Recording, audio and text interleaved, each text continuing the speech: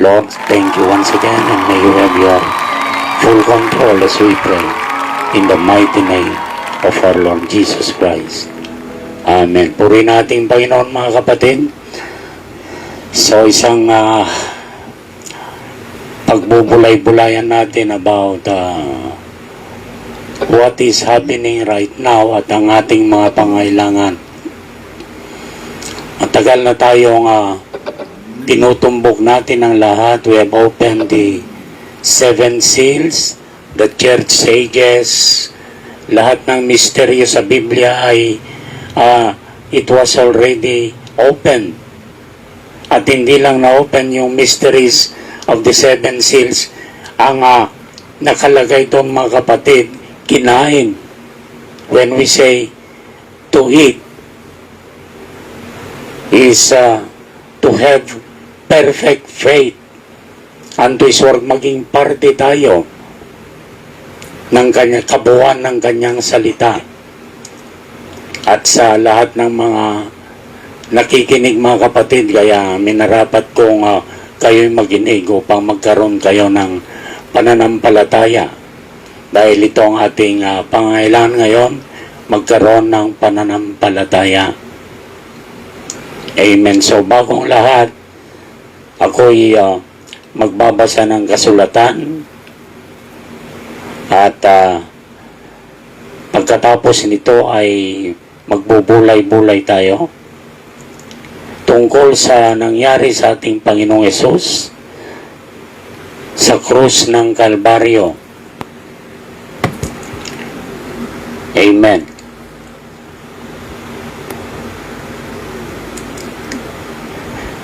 Sa Isaiah chapter 53, verse 5. But He was wounded for our transgression. He was bruised for our iniquities. The chastisement of our peace was upon Him, and with His stripes we are healed. Napakagandang pagbubulay-bulayan nito mga kapatid. Sa kanyang mga latay ay nagsigaling tayo. Ito ang sinabi ng Biblia, and we know, isa ang tinutukoy nito, walang iba kundi ang ating Panginoong Hesukristo. Walang ibang pangalan mga kapatid na pwedeng maghatid ng kagalingan, maghatid ng kasagdalan, kundi ang pangalang Panginoong Hesukristo. At para lahat ng ating mga pangailangan o anuman ang problema ay maibigay sa inyo, kailangan magkaroon tayo ng pananampalataya. Amen. Ito ang aking request sa ating Panginoon in my heart, dahil one of ang dean namin sa engineering department ay merong positive COVID. Si Engineer Lorenzo Carangyan, so asymptomatic siya, at ang kanyang may bahay na operahan sa breast bukas, Monday. At sabi niya sa akin in the message, ay manalangin na ako para sa lahat, sa kanya, sa kanyang may bahay, at ang kanyang buong pamilya. Hindi lang yan mga kapatid, sa lahat ng mga nakikinig. So ito'y pribileyo na mga anak ng Diyos sa nangyayari sa ating kalagitnaan. Purihin nating Panginoon. So some 30 years ago, naopera ng aking dean. He was my co-faculty in the Civil Engineering Department. At sadyang naoperahan doon sa pagitan ng kanya, dito sa kanyang likuran. At talagang nandun kami sa faculty room, ay biglang sumakit. At dahil sa sakit na yon, I was then a simple believer at the time. Marahil mga 1990s. And he said unto me, pray for me. At siya naglalakbay, nakasakay sa bus, nakatayo, na iniindang sakit ng kanyang bukong-bukong ata dito sa may puwitan. And I was inspired at 7 p.m. In the evening, ako'y lumuhod, nagmagisagod sa faculty at tinaas ko ang aking kamay and I prayed. At habang nananalangin ako, Panginoon, mga kapatid, it was then yung sakit na nararamdaman ng aking co-teacher ay biglang umupa. At na kinaumagahan, nagkwento siya, biglang nawala yung sakit. At sabi ko, anong oras? Around that time, mga kapatid, when I was praying. And it is not me. I am only an instrument of the healing because of the faith. Kaya kung titingnan natin, mga kapatid, ang bawat gumagaling dun sa gospel or even in Matthew, Mark, Luke, and John, lahat ng pinagaling ng ating Panginoong Hesus ay ayon dun sa pananampalataya ng kanyang pinanalangin. He cast out devils. Yes. Ang mga may sakit, gumaling. Even yung 12 taon na inagasan isang babae na sadyang naubos na marahil ang kanyang mga financial capabilities upang magpatingin ng mga doktor. Pero nung ang ating Panginoon ay dumadaan doon sa kanyang bahay at ito'y malapit, nagkaroon siya ng pananampalataya. Ang kanyang sinabi, mahipo ko lang ang laylayan ng kanyang damit at ako ay gagaling. Nakipagsiksika ng babaeng iyon hanggang sa nahipo ang dulo ng damit ng ating Panginoon. Kaya ang ating Panginoon, sabi niya, who touched me? Nagtagang kanyang mga alagad, Panginoon, siksikan, napakaraming umahawak sa iyo. Pero ang tanong mo, bakit? Who touched me? At sabi niya, because virtue has come out from me. Ito, kita nyo, ito ay virtud, strength. Taglay ng mga mananampalataya ngayon na hinihintay ng growing nature or growing creation. Nahihirapan hindi lang sa human kingdom, kundi doon sa mga nature.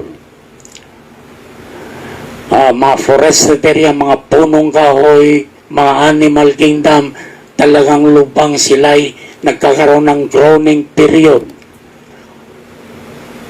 Even in the humans, gusto na nilang takasan ang mundong ito, and they have to establish a new kingdom, maybe some in Mars. Hindi na alam ng mga tao ang kanilang gagawin. Ang tanging nakikita na lang natin, mga kapatid, fear in their hearts. Kaya ang COVID-19, nag-create ito ng fear. At kapag sinabi mong COVID positive, may fear. Oh, hallelujah. At in my heart and in the Word of God, as I am a witness by the presence of our Lord Jesus Christ, yung COVID-19 ay ito'y man-made name. Pero sasabihin ko sa inyong katotohanan, mga kapatid, these are forces na nanggaling doon sa fifth dimension. Doon sa Hades, ito ay ang impyerno. Ito yung tinatawag na gates of hell. Pag sinabing gates of hell, pamunuan ng impyerno, lahat ng kanilang puwersa ay gagamitin dito sa ibabaw ng lupa upang maghasik ng kamatayan. Amen. And these are demons' forces, mga kapatid. And of course, ang katawan kapag ito'y malakas, ay lalabanan niya yung pwersang iyon at ang positive COVID ay gagaling. Amen. Huwag lang kayong matakot. Amen. Kaya, in the divine intervention, sasabihin ko sa inyo mga kapatid, there is war now raging in the spiritual realm. Ito ay ang puwersa ng kadiliman at ang puwersa ng liwanag. Amen. At ang puwersa ng kadiliman ay pinapadaan through as symptoms, kagaya nitong pandemic. Kapag nagkaroon ka ng positive COVID at nagkaroon ka ng nervyos, ay sadyang tutuluyan ka nito mga kapatid. Ang nervyos papasok na doon sa puso, kaya ang mangyayari merong heart attack. Kapag ikaw ay positive, COVID positive, ang nakahimlay ka ngayon, ang iyong pananampalataya ay sa mga doktor, hospital, check up at punta ka. At wala kang paglagyan dahil talagang punuan ang mga hospital ngayon. And kapag hindi mo alam ang inyong gagawin, magkakaroon ka ng takot sa iyong puso. At ang takot, kapag ito rumagasa, ito ay tension at magdadala sa iyo sa kamatayan through heart attack. Yung iba naman ay nasa bahay lang. Sabi nga namin doon sa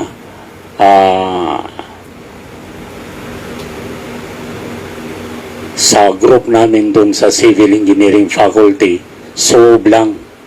So merong may bibigay naman, baka matsambahan mong mamatay ang mikrobyo na nasa loob. Pero pagka hindi kaya, itaas natin ang level ng medication. Merong tayong dinatawag na divine power, divine doctor. Purihin nating Panginoon. Doon pa lang sa Isaiah chapter 53 verse 5, by His stripes we are all healed. Amen. Kailangan paniwalaan natin. Hindi lang emotional na paniniwala, kundi sadyang totoo. Not scientific anymore, because science said to see is to believe. But faith, believe it and see. Amen. Purihin ang ating Panginoon. Ito ay ang puwersa ng kadiliman na nandyan sa mga hangin. It was a very disturbing. Ito ay nangyayari sa ating kalagitnaan ngayon mga kapatid. Para guluhin ang mga tao? No. Ito ay ang puwersa ng kadiliman, ang kanilang target, the sons of God. Amen. Our leader is Michael the Archangel, our Lord Jesus Christ. Mababasa niyo sa Revelation chapter 12 verse 7. At ang puwersa ng impyerno, pinangako sa atin ng ating Panginoon that He shall build the church in Matthew chapter 16. So mga kapatid, makinig lang kayong magpatuloy. Ang gusto kong itaas ay ang inyong mga pananampalataya. Then afterwards, you have to claim it. We have to claim it. Ang Diyos ay nasa ating kalagitnaan ngayon. Not me or not you. It's by faith na kailangan ang presence ng ating Panginoon. He is anywhere, omnipresent. He is the Word, the Logos, who created the heaven and the earth, is in our midst. Amen. And by His stripes, when that Logos become flesh to do His work of redemption para tapusin ang kasalanan na nagawa ng ating mga magulang. Before sin was, there is no destruction. Walang kamatayan, hindi uso ang kamatayan, hindi usong mga ospital, hindi usong sementeryo, mga kapatid. Dahil sa kasalanan, ito'y nagugat para ngayon ay naging gamundo. Tila baga ang ginagawa na lang ng kaaway in the political realm, pinag-aaway-away ang bawat political leaders. Lahat. Hatred, jealousy, greediness. Ito'y mga bagay sa mundo, mga kapatid, na sadyang dadalhin kayo ito sa impyerno kapag hindi kayo naging maingat. Amen. Merong gusto kong basahin sa inyo, mga kapatid. In 2 Peter chapter 1 verse 3 muna. Ito na ipangaral ko na kanina. According as His divine power, He speaks on the Lord Jesus Christ. Meron siyang divine power, had given unto us, ibig sabihin, sa kanyang mga hinirang. Do you know that in Romans chapter 8 verse 19, 20, 21, 22, 23, this groaning nature, they are waiting for the appearing of the sons of God. Amen. Sabi, verse 3, according as His divine power had given unto us all things that pertain unto life and godliness through the knowledge of Him that had called us to glory and virtue. Purihin ang ating Panginoon.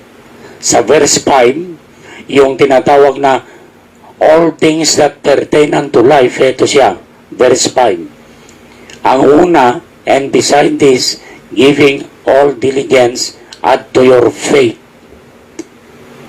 Faith, pinaka-baseline.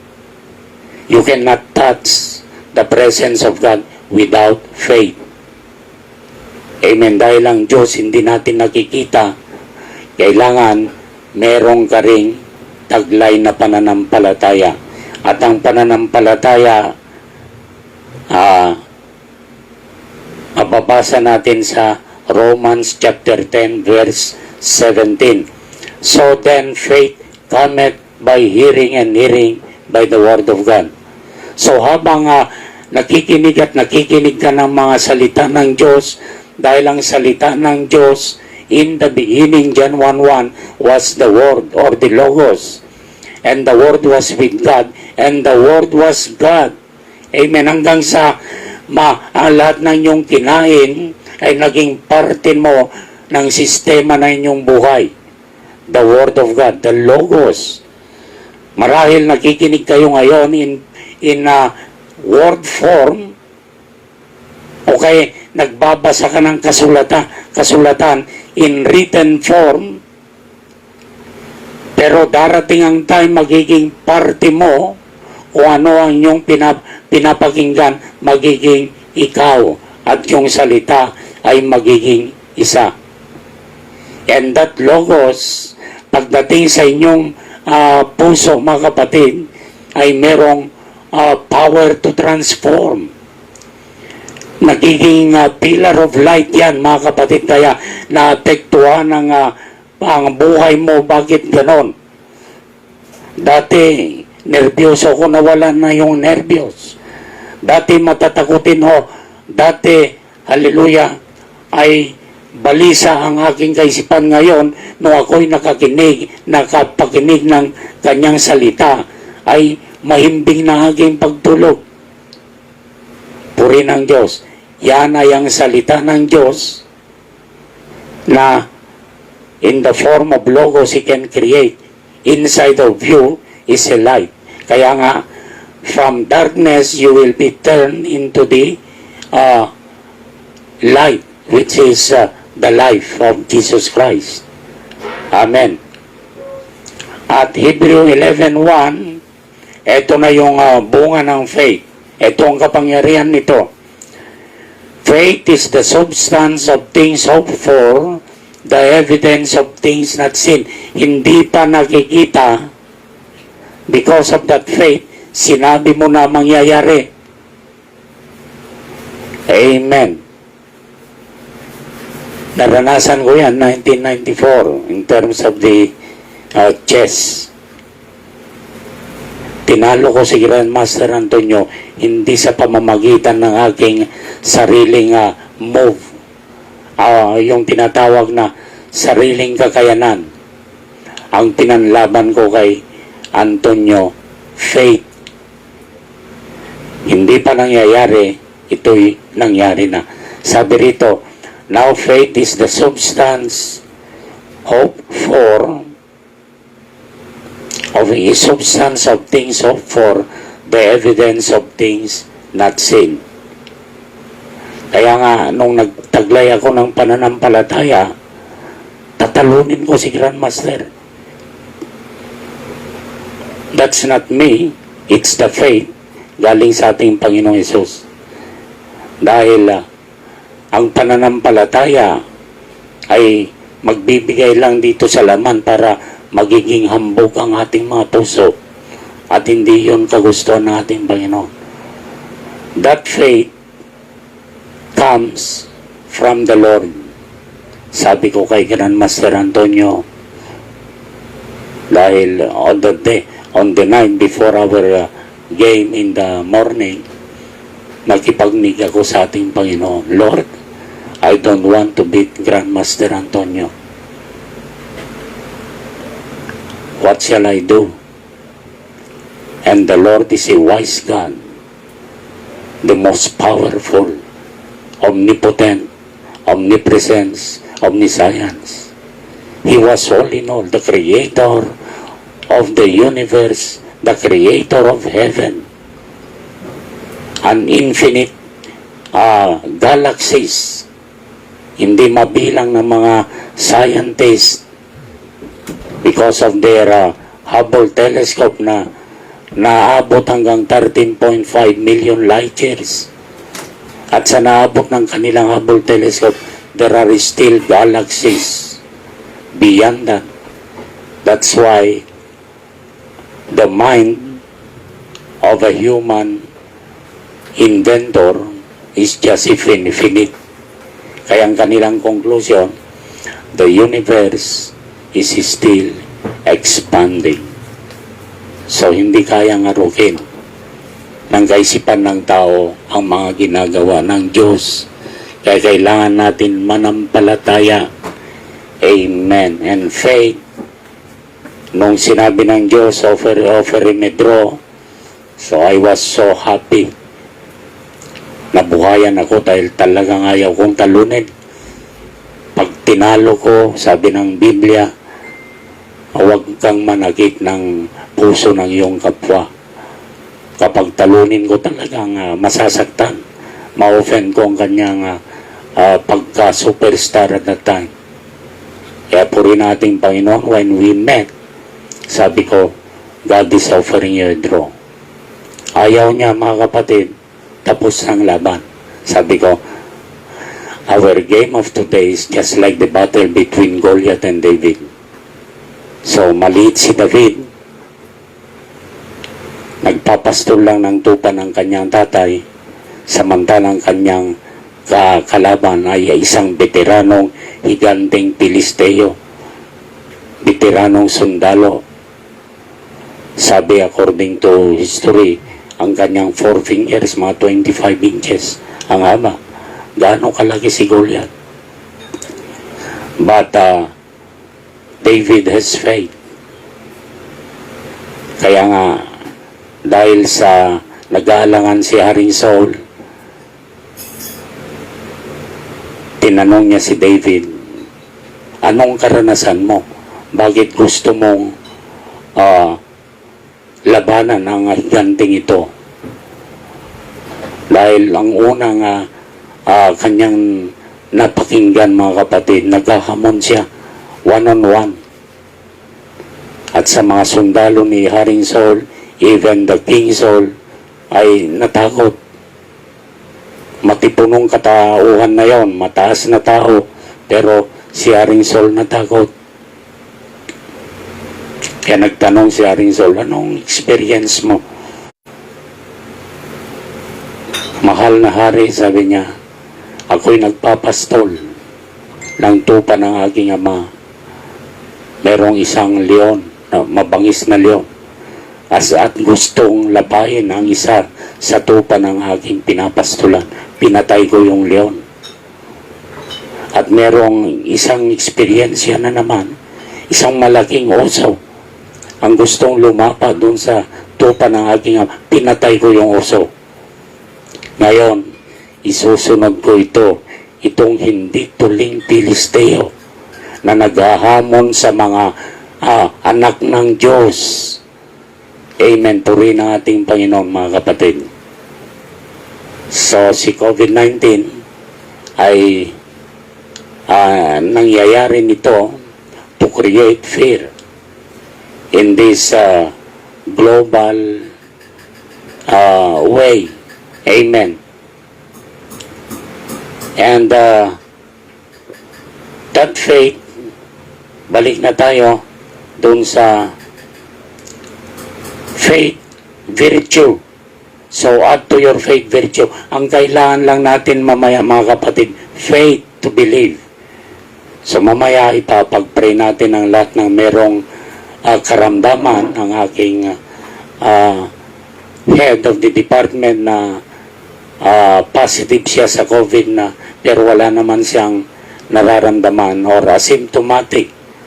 Ang kanyang may bahay na hoping na nakikinig ngayon, hallelujah, wala nang iba pang pangalan na pwedeng magbigay ng maibsan ng ating mga pangailangan, whether in the spiritual or in the physical. Adding to your faith, virtue. Amen. I-summarize ko lang. And virtue, knowledge. Knowledge of the Son of God. Amen. And to knowledge, temperance. Mapagtimpi. Ito ay divine power na ibinibigay sa atin ng ating Panginoong Hesus. And to temperance, patience. Oh, hallelujah. Patience or long-suffering. Amen. So, alam naman ng aking mga co-faculty na laman din ako ng mga hospital noon. Kaya 2001 pa lang, itinakbo na ako sa hospital. 2006, 2012, nung na-diagnose ako as cancer, stage 3, 2015, sabi ng aking doktor, matapang yung cancer, let's elevate the way of medication. Pero nung tiningnan ko ang aking doktor, siya ay presidente ng isang organization dun sa endoscopy, Doctors Association. And nakita ko siya, hallelujah, ay magkano ang PET scan, Doc? 80,000. St. Luke. Magkano ang pagsunog? 100,000 per session. Mga kapatid, ang nilingap ko ay ang pananampalataya. Bumalik ako doon sa faith. 2015, 2021 na ngayon. From 2012 to 2020, 9 years na ako, buhay pa rin. Amen.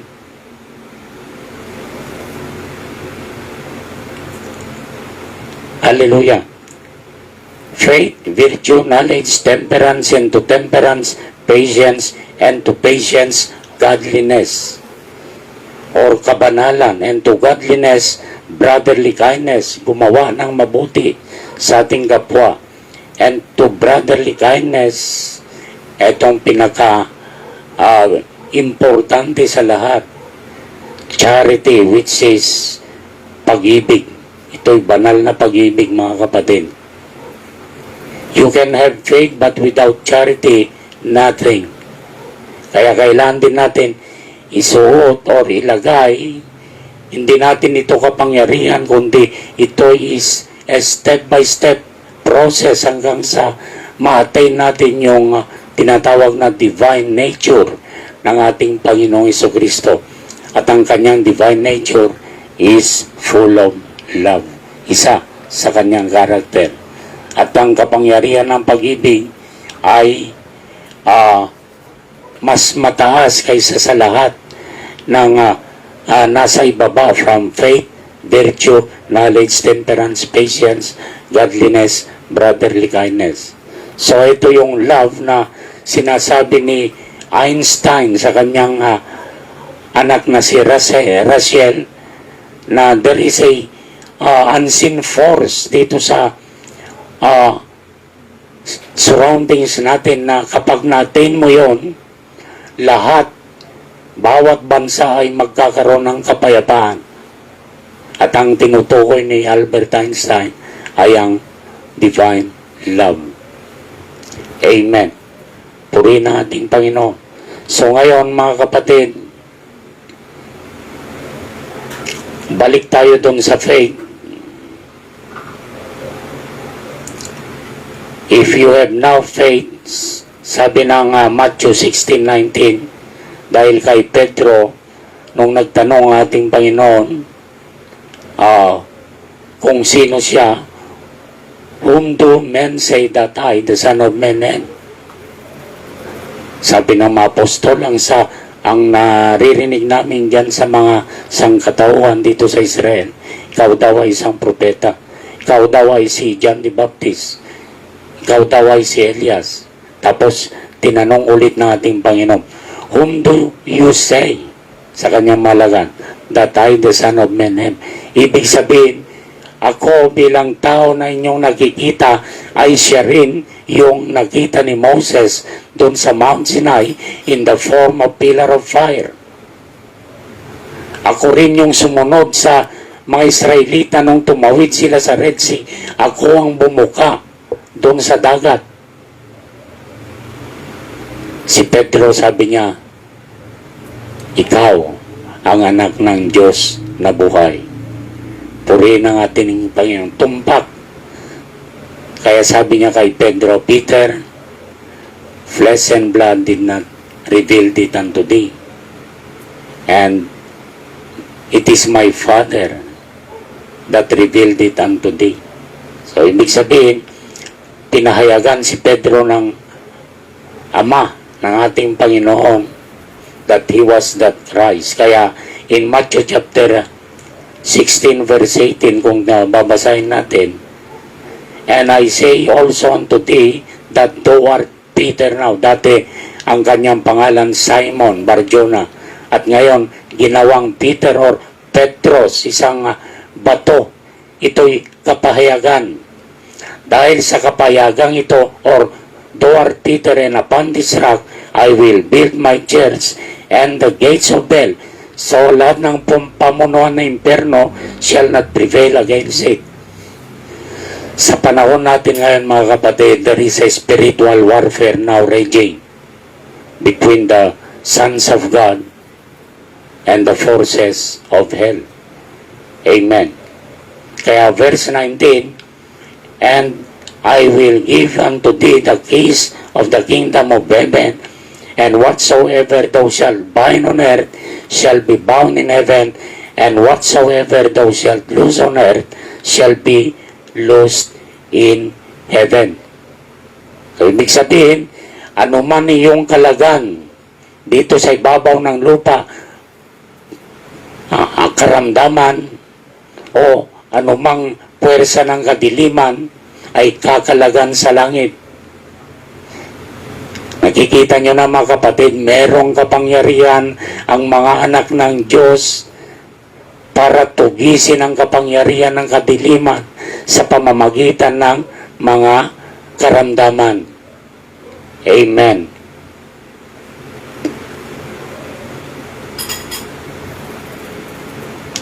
Then, tingnan natin sa James 5:14. Simple lang naman ang sabi ni James. Is any sick among you?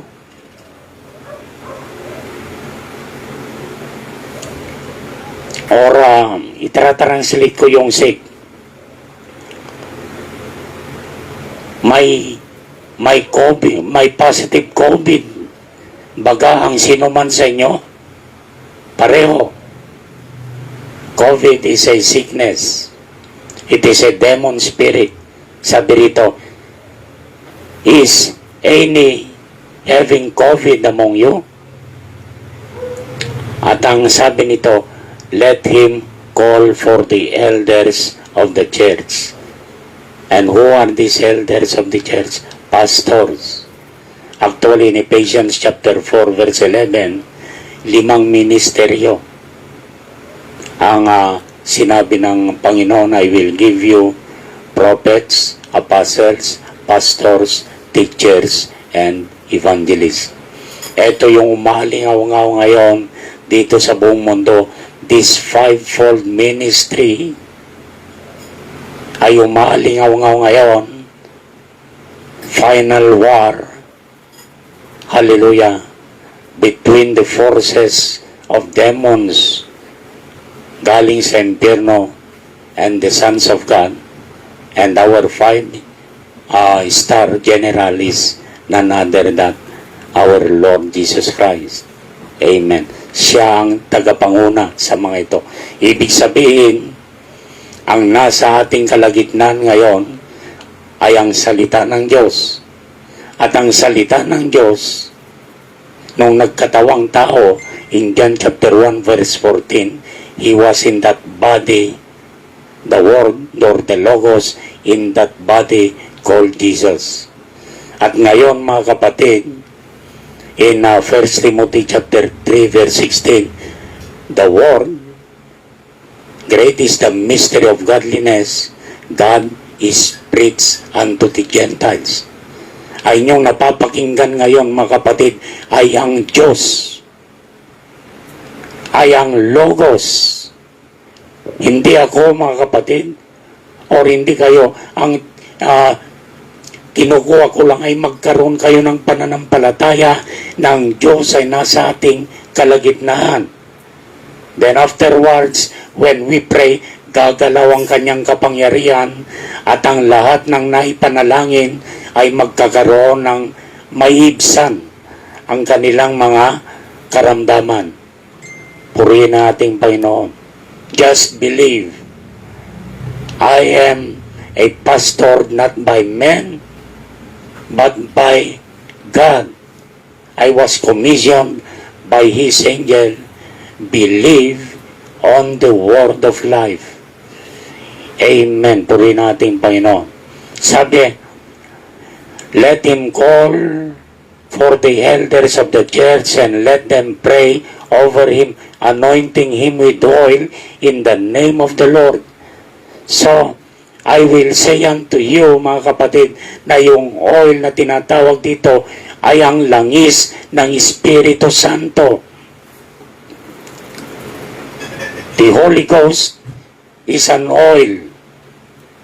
Siyang naglilinis sa lahat ng ating mga karumihan, sa ating mga kaisipan. And there is only three things that can have the forces of darkness on this earth in 1 John chapter 2 verse 16, I think. Amen. Sabi ron, it is the pride of life, the lust of the flesh, and the lust of the eyes. Mamaya, i-confess nyo lahat ng ito in the presence of God Almighty. Confess it, mga kapatid. Then we shall pray. Amen. Kapag na-confess at talagang sa confession nyo ay talagang naramdaman nyo na gumalaw ang ating Panginoon, And I could say, the Lord shall heal you. Amen.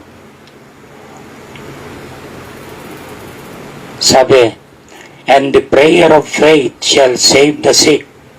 May COVID-19 ka, ikaw ay iibsan ng ating Panginoon. And the Lord shall raise him up. Amen. So mamaya kay Sister Nelly na operan bukas, if you have a faith to believe na ang problema mo doon sa breast ay mawawala, the Lord shall give you your desire of your hearts. At kapag ang iyong pananampalataya ay nakasandig sa doktor, gagamitin ng Diyos ang doktor na yon para maging successful ang inyong operation. Mamili kayo. If you believe it in your heart na hindi nyo na kailangan ng operasyon, at pag tiningnan ulit ng doktor ay wala na silang makitang symptoms doon sa breast, gagawin ito ng ating Panginoon. Amen. Hallelujah. Purihin ang Diyos. And the Lord shall raise him up, and if he had committed sins, purihin ang Diyos, the lust of the eyes, the lust of the flesh, and the pride of life, ito yung tinatawag na bunga ng kasalanan, or mababasa nyo rin dun sa Galatians chapter 5 verse 19. Sabi rito, and if he had committed sins, meron kang ginawa na mali sa harapan ng Diyos, they shall be forgiven him. Purihin ang Diyos. Gagaling ka na sa iyong karamdaman, pinatawad ka pa ng iyong mga kasalanan. Sino bang mag-aayaw nito, mga kapatid? Nag-aalok ng Diyos ng kaligtasan na inyong mga kaluluwa. Sabi sa verse 16, confess your faults one to another and pray one for another that ye may be healed. The effectual fervent prayer of a righteous man availeth much. Purihin ang ating Panginoon. Kay Engineer Lorenzo Carangyan, 30 years ago, pinagaling ka ng ating Panginoon. And tayo'y magkalapit sa isa't isa.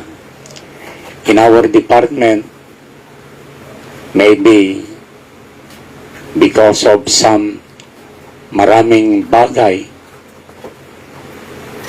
alam niyo ba na ang ating Panginoon Jesucristo, nung nandito sa ibabaw ng lupa, ay hindi siya pinaniwalaan na siya ang Diyos na nagkatawang laman. Ang kanilang kaisipan at that day ay si Moses, ang kanyang katuruan, the pillar of light, doon sa Mount Sinai. Pero sabi ko sa inyo, that logos in the Mount Sinai ay nagkaroon ng kapangyarihan para sa sinapupunan ni Mary ay nabuntis. He was a virgin birth, and then the fullness of the Godhead bodily, the Logos dwelt in that body. At ngayon, tinitingnan nilang liwanag doon sa Mount Sinai, or maybe si Jesus Christ, ang kanilang nakikita ay laman, flesh and blood. At sabi nila, you are Beelzebub, the prince of the devils. Bumubuhay ka ng patay dahil ikaw ay nag-aral ng black magic or necromancer doon sa bansang Egypt nung ikaw ay pumunta ron. And you are the prince of the devils. Ang aming ama ay si Abraham, sabi ng mga Pariseo. Kaya ang nangyari, ang instrumento sa pagkamatay ng ating Panginoon ay the most religious sect in the land of Israel. the high priest Caiaphas, lahat ng marelihiyon ay nagkaisa. Pati si Governor Pilate at saka si King Herod ay naging mag-best friend. Meron silang misunderstanding, talagang hindi sila nag-uusap. Merong hatred sa bawat isa. Pero nung ang kanilang layunin ay para puksain ang nagpapanggap na Misaya na itong si Jesus, sila ay naging mag-best friend, mga kapatid. Ngayon, the Lord Jesus Christ, His ways did not change. God above us in our father Abraham, up hanggang kay Moses, God with us in the form of Emmanuel to do the redemptive work in human flesh. Kaya sabi nung lamang yon, ako'y babalik muli doon sa aking ama.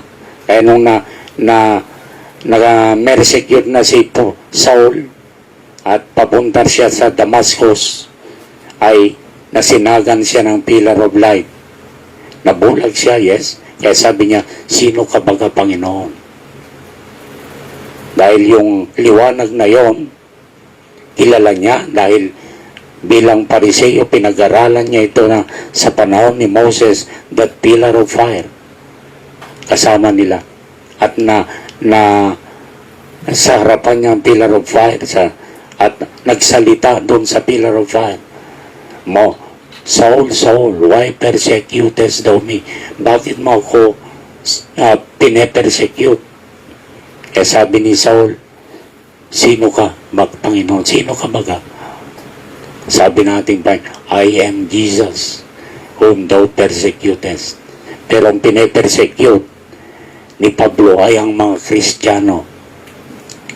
Ngayon, naulit-mulit mga kapatid sa ating kalagitnaan. Merong mga hindi ito relihiyon, hindi ito denomination or organization. Ito ay si Kristo na tumawag sa bawat individual at ito'y kanyang kinalinga, ginastified, sinangtified at binigyan ng kaalaman tungkol kung sino ang ating Panginoong Hesus sa ating panahon. I am luckily one of that time. Sabi ko sa inyo kanina, ang gift ko ay pastor. Ang isang pastor ay tagapangalaga ng mga tupa. Nakikita niya ang bawat puso ng bawat galaw ng mga tao. Ito ay gift na isang pastor, mga kapatid. Alam niya kung nasaan ang destination ng bawat isa. And that is it. A gift. Amen. At bawat dadali ng ating Panginoong Hesus doon sa kulungan ng mga tupa ay talagang ito'y aalagaan ng fivefold ministry ito. Pastor, apostle, lalo ng pastor siyang tagapangalaga.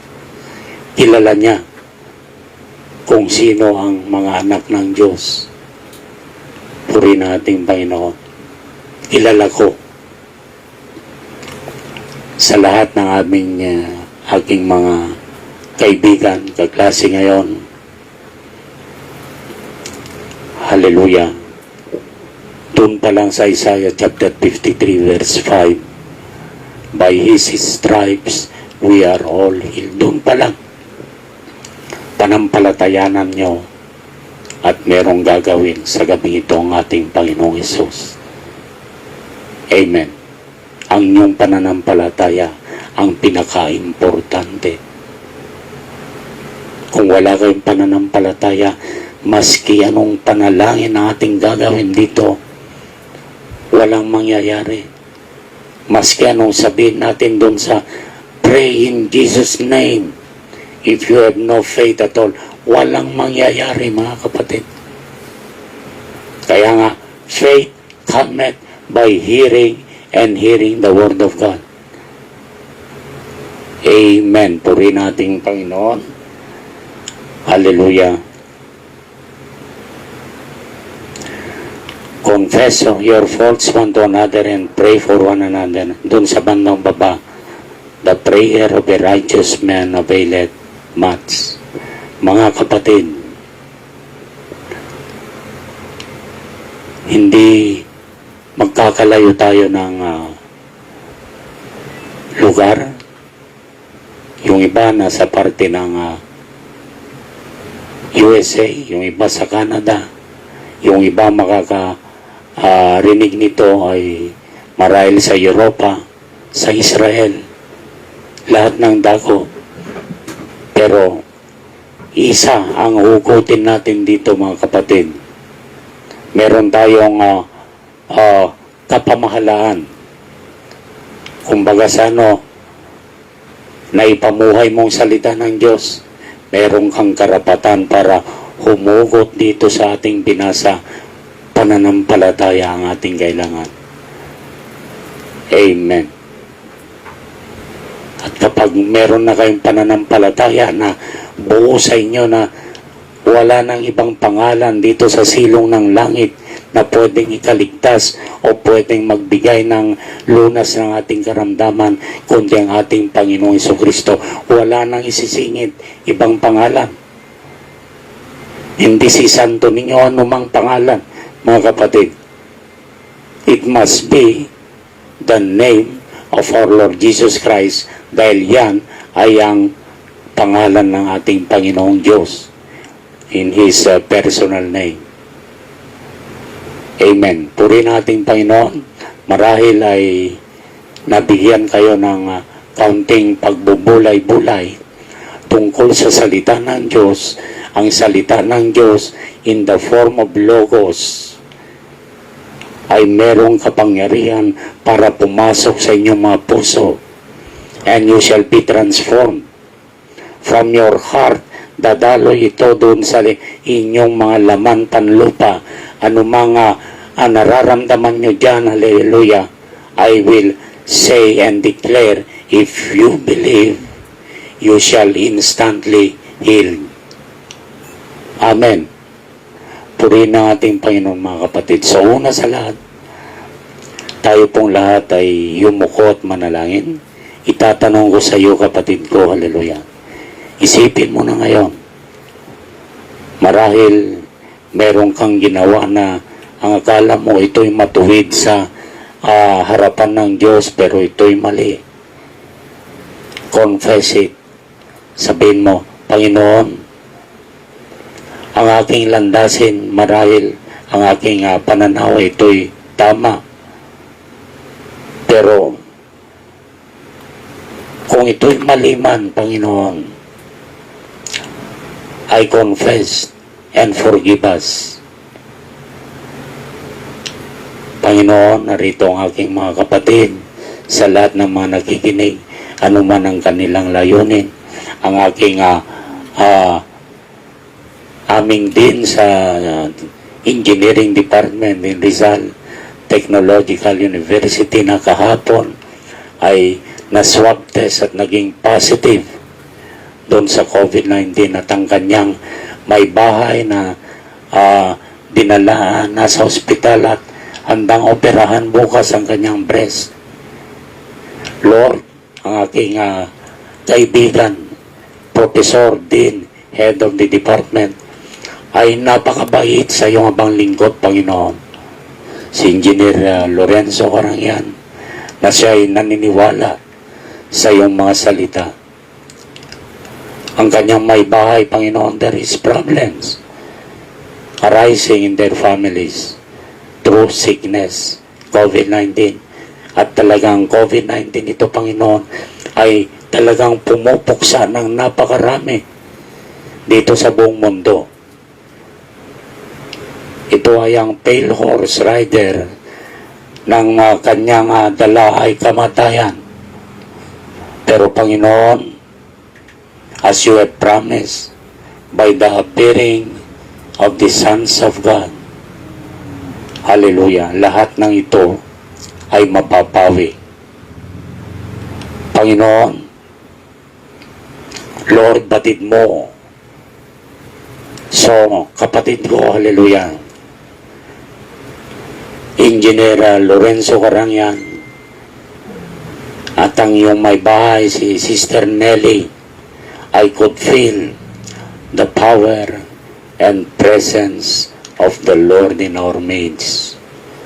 Saan man kayo naroroon, ay aabutin kayo nito ang kanyang salita na kayang punawin lahat.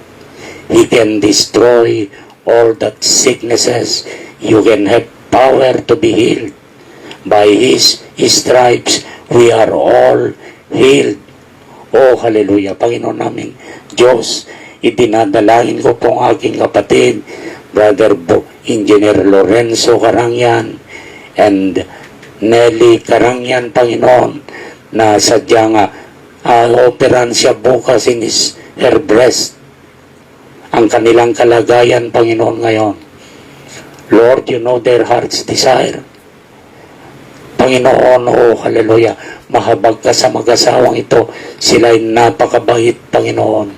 Ano man ang kanilang mga nagawang pagkakamali according to your word, ang kanilang kagalingan, Panginoon, ay mapadpad sa kanila, at ang kanilang mga nagawang mali o kasalanan ay you have already pinatawad mo na, Panginoon.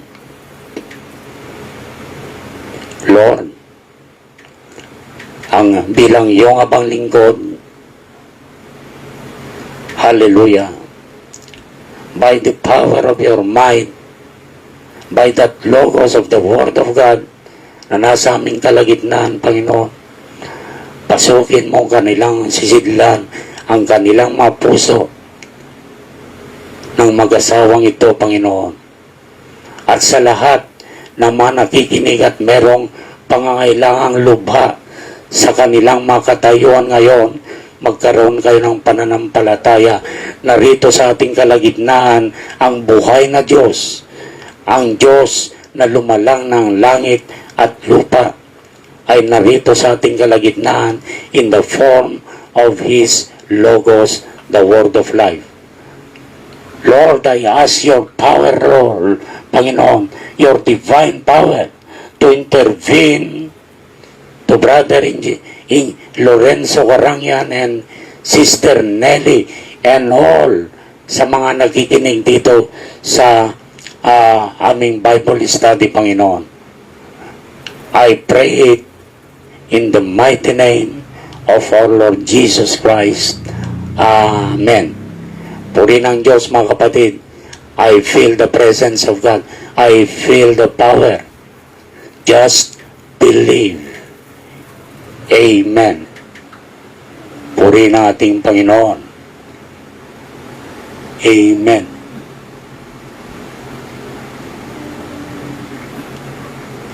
So, merong isang nag-text sa panalangin tungkol sa small gallbladder ng ating kapatid, Brother Ronald Tyron.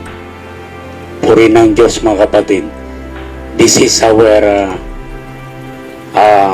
ito'y pribilehiyo natin na gamitin itong pananampalataya para sa kagalingan ng bawat nangangailan. Lord, I pray for Brother Ronald Tyron na nakitaan ng mga small stones doon sa kanyang gallbladder.